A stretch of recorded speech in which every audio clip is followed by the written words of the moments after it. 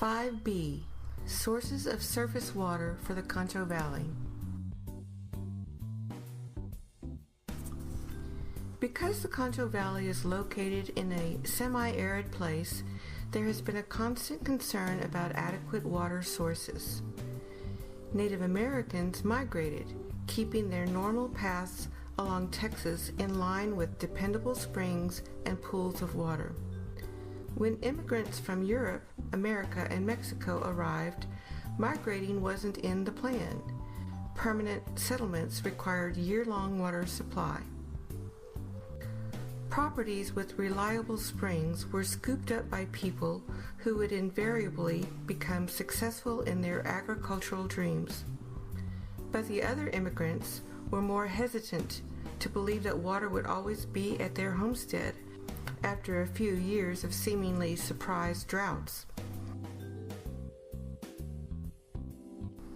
So, the first earthen dams, rocks, logs, and mud, were built along the creeks and rivers of the Concho Valley. They were followed by more permanent concrete dams. Some of the original dams of the early 1900s still exist, though sediment accumulated over the years makes the dammed pool of water rather small compared to when it was new. All towns formed near a river, and most erected some kind of dam to keep water for themselves. In the town of San Angelo, a fairly large dam called Lone Wolf has been collecting water for some time. For a while, the electric power plant there would intake water and cool its machinery. At the same time, water was and still is being collected and consumed by San Angelo from there. Then, because of the growing city, it became necessary to provide more electricity and water. So, Lake Nasworthy Dam and a new power plant were completed in 1930. Lake Nasworthy got water from the Middle Concho and several major creeks. Until its closing, the power plant would cool its machinery with the lake water. And of course, the city benefited. More water to consume and more recreation.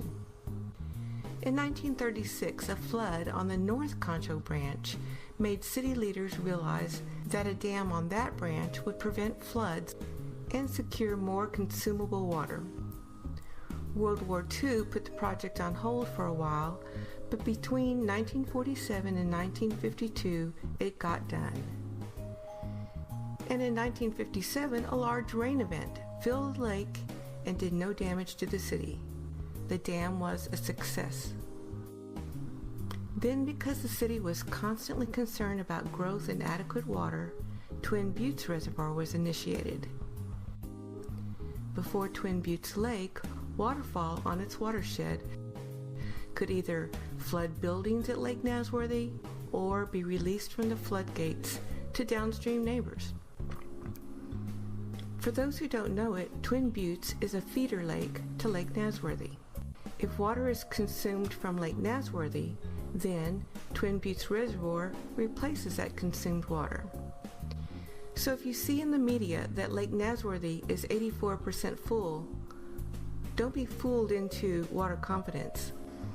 Always check the levels of the other lakes listed to understand the seriousness of a drought. Rain fills lakes if it falls on the lake's watershed. From the lake, farms, cities, and even evaporation consume it. More people, less rain means further planning for sources of water. This happens to the Concho Valley as well. So eventually, cities cooperated with each other to build 2 more lakes and share the stored water. These 2 lakes on the Colorado River were subject to debate because at that time, downstream neighbors wanted the water to flow down to them instead of being captured upstream. Also at that time, there was more emphasis in saving historic sites that would be undulated, as well as more emphasis on endangered species that could become extinct with a dam in place. Some say that the era of large dam building in West Texas is over because of these complexities. That is yet to be seen. What if it doesn't rain enough to make surface water? Then we resort to aquifers.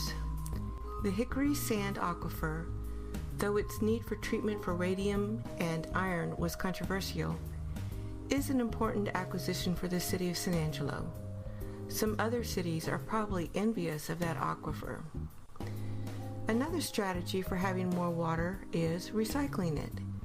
In other words, treated wastewater is used as the raw water to be treated into potable water.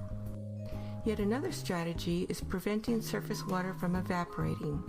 Some places like San Antonio, Kerrville, and El Paso are storing surface water underground to prevent evaporation.